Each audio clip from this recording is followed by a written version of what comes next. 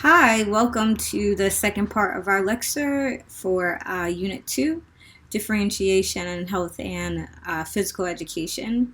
Again, this module is due July 20th, lecture part 2. They're all combined into one, lecture part 2 and lecture part 3. Lecture part 2 is the overview of differentiated instruction and health and physical education settings, and then lecture part 3 focuses on the video models of differentiation and HPE settings. So really quickly, this lecture intends to do two things. So the first part is part 2, which will review differentiation and explore what it looks like in HPE settings. And then the second part, which is lecture part 3, will explore models and tips of differentiating within HPE classroom settings. So I'll explain a little bit more about the videos that were included as we continue. So the main thing that you need to gather from the two readings, which I'll bring them over quickly, there was the first reading, Differentiation in Health and Physical Education. And then the second reading, which is more of a blog physical education discussion. So I'm going to add the link to this underneath or in the title where it has the reading, because I want you to be able to go to the link and see all the resources if you're a physical education teacher or even a health teacher and you want to read these.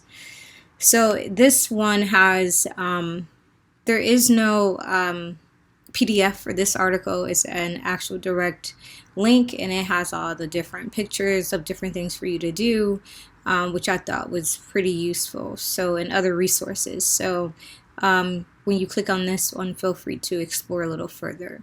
But to start the conversation, we are in this reading, which kind of sets the table for the discussion. So why is differentiation important in health and physical education classes? Quite frankly, it is because of the level of diversity. And I think that these settings have an extreme amount of diverse challenges with students who enter into the setting from their varied skill sets to their levels of confidence and interest. And it feels like, from what I'm gathering from reading, it's a very fast, intense pace setting. So you have gym maybe 1 or 2 times out the week, and different students that are coming in and out. With those different students, they range in what they're learning or what they know, and they also range in grade level as well. So it's interesting to think of, how do you differentiate in this setting, even though you're already probably doing levels of differentiation. How do you do it in a more effective way? So within this article, they highlight some things that a differentiated lesson should account for, which includes the readiness level of each student, meaning how willing, how courageous they are in facing the challenge, the physical challenge that you may have for them for the day. Prior experience with an activity to support a firm start. So you don't always know that, especially if a student is coming in mid-semester. If you're in a high school setting and a student, this is their first day mid-semester in their gym credit class, you don't know what their level of experience is, so you kind of have to plan for all of that. And then they also point out engaging introductions to unfamiliar content. It's a really fast-paced thing, so you don't have a lot of time to kind of build in the momentum of why you would be doing this.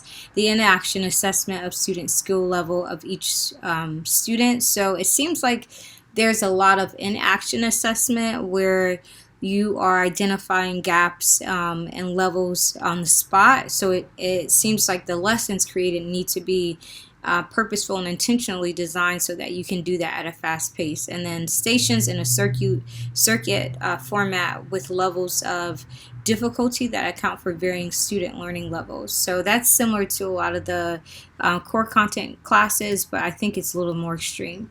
So the article also gives us some tools for differentiation in HPE, and they do a great job at the end of splitting it into grade levels and subject areas. They apply it to in a general way, and then they get specific. So Some of these, I won't go in detail about them because I'm trying to stick to my limited time, but take a look at some of these. Some of these can actually be printed out from the site. But anywho, so from this list, I put them all together. So they included choice boards, cubing, raft, which is the acronym for role, audience, format, and topic. I actually like that idea. I might try that this year. And then they also included, oops, did I skip around?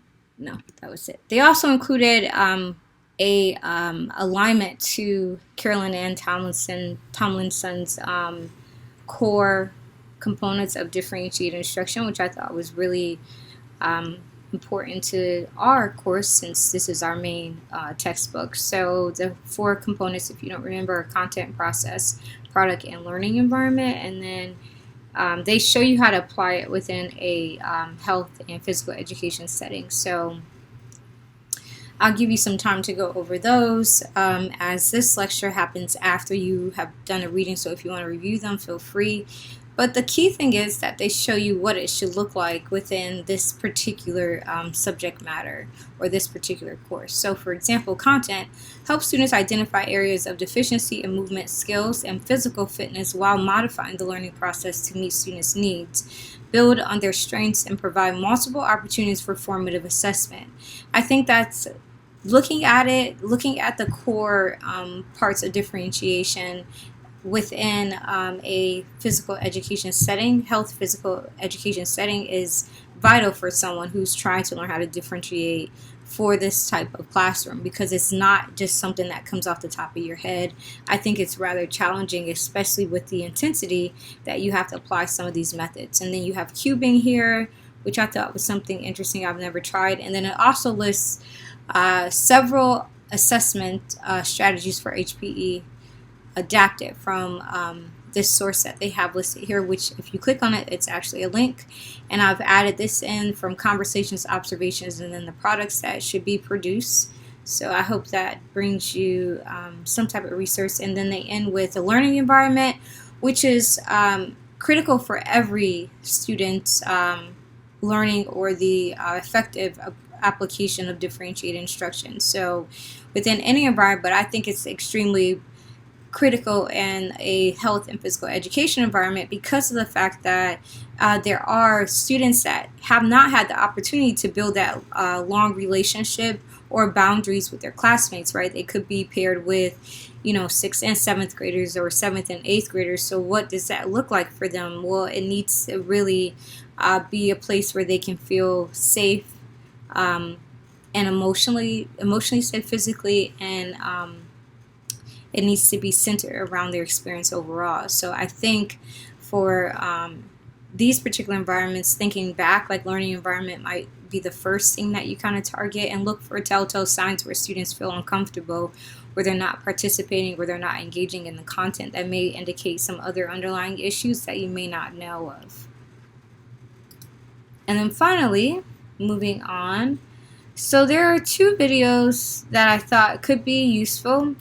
This gives you an overview of differentiation, how to differentiate instruction and physical education, but to me it's really kind of like a quick review of what it should look like in your classrooms. And then this one I thought was really great because it's gym teachers trying to show how they do differentiation within their physical education courses or class settings. So feel free. This video is a little bit longer. It's about 6 minutes. But look at how, they're showing each other how to differentiate and how to be effective with this type of teaching approach. The other one was kind of just something for everyone, but this one I think is a little more important for PE teachers. And also I'm going to say that it was extremely hard to find actual videos where teachers were showing how they differentiate in physical education classroom settings. I found one that was about 30 minutes long, and I was like, I can't even sit through this because the tone of the voice was very even tone, and it was not, it was a sleeper. So if you know of anyone who kind of takes their class, I know students sign the video waiver or video permission form at the beginning of the school year, but if you think about donating some videos or some great examples, please bring them forth, because it was kind of hard. But I think it's a challenge because it's such a fast-paced environment. Like it says here, differentiation within HPE settings enables all students to explore physical education and conversations about health at a pace that best suits diverse learning styles and readiness within any given classroom. So I think if you're really applying differentiation in an effective way, in a responsible way, it's going to always be high paced and it's going to be a challenge. However, if it's done well, it can be very resourceful for students, and it can be an opportunity for them to discover things about themselves in regards to their health and their physical abilities that they didn't know already. So I hope this week gives you a lot of information. And for those of you who are not PE or health teachers, take this as an opportunity to compare how it will look in your classroom settings, which is what I was thinking about with the cube and then the raft differentiation approach, which I had never seen before until I created this week's content. Anywho, I hope you have a fantastic week, and I hope you enjoy this week's content.